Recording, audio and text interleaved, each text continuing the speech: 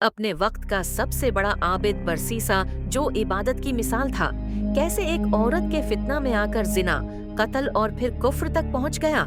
ये कहानी बनी इसराइल के एक आबिद शख्स बरसीसा की है, जो अपने जमाने में अपनी इबादत, ज़हद और तक़वी के लिए मशहूर था।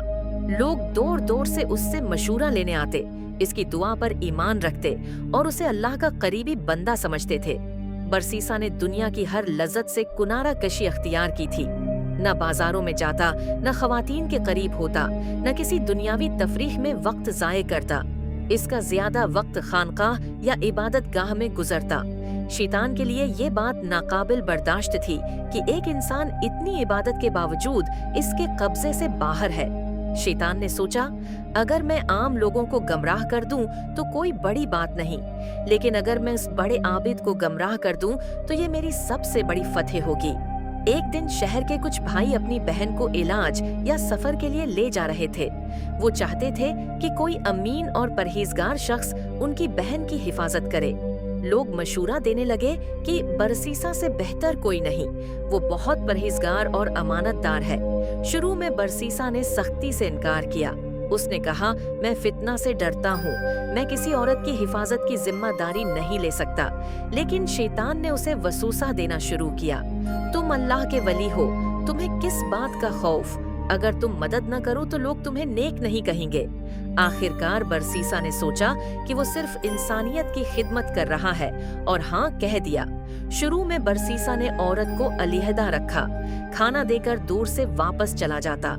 कोई बातचीत नहीं होती थी, लेकिन शैतान ने फिर वसूसा दिया, सिर्फ थोड़ी बात कर लो, कोई गुनाह नहीं। फिर बातचीत बढ़ने लगी, नजर मिलने लगे और दिल में रग़बत पैदा होने लगी। बरसीसा हर कदम पर यह सोचता रहा कि वो गुनाह नहीं कर रहा, लेकिन वसूसे और कमजोरी की वजह से वो आहिस्ता आहिस्ता फितना में आ गया। एक दिन वो लम्हा आया जब बरसीसा ने अपने नफ्स पर काबू न रखा। वो औरत के साथ जुना में मुब्तला हो गया। ये वही बरसीसा था जो सालों तक औरत की परछाई से भी डरता था। फिर इस औरत से बच्चा पैदा हुआ। बरसीसा खौफ में मुब्तला हो गया कि अगर लोग जान गए तो उसकी इबादत, इज्जत और मकाम सब खत्म हो जाएंगे। शैतान ने कहा, अगर इस औरत और बच्चे को जिंदा छोड़ दिया तो राज खुल जाएगा। एक ही रास्ता है, और बरसीसा ने एक और भी भयानक गुनाह कर दिया। उसने औरत और बच्चे को कत्ल करके जमीन में दफन कर दिया।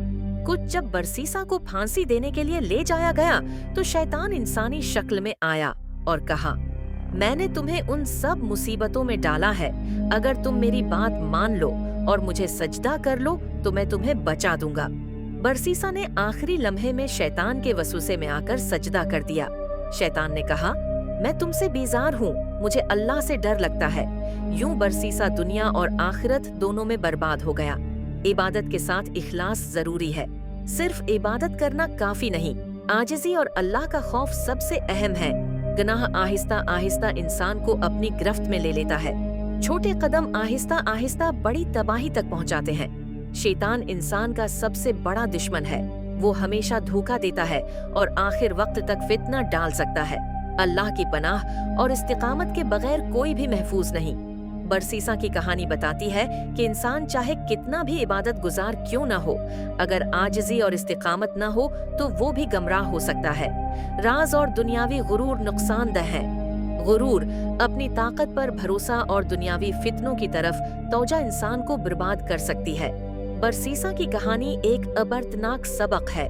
ये बताती है कि इंसान चाहे कितना भी परहेजगार और इबादत गुजार क्यों न हो, अगर वो अपने नफ्स और शैतान के वसवसों के खिलाफ मजबूत न हो तो वो भी तबाह हो सकता है।